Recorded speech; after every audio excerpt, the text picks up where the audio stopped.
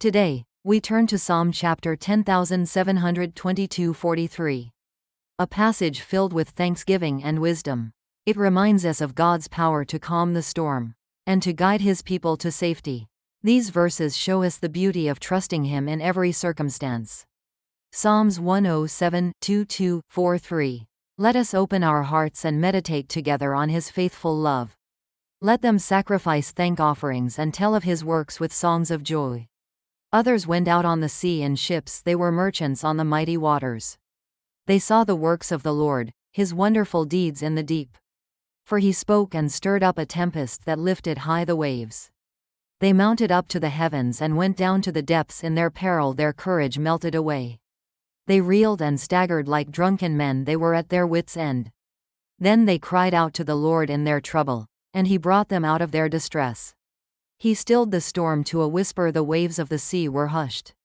They were glad when it grew calm, and He guided them to their desired haven.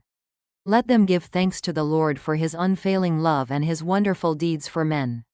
Let them exalt Him in the assembly of the people and praise Him in the council of the elders. He turned rivers into a desert, flowing springs into thirsty ground, and fruitful land into a salt waste, because of the wickedness of those who lived there. He turned the desert into pools of water and the parched ground into flowing springs. There He brought the hungry to live, and they founded a city where they could settle.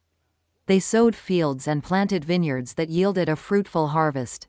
He blessed them, and their numbers greatly increased, and He did not let their herds diminish. Then their numbers decreased, and they were humbled by oppression, calamity and sorrow.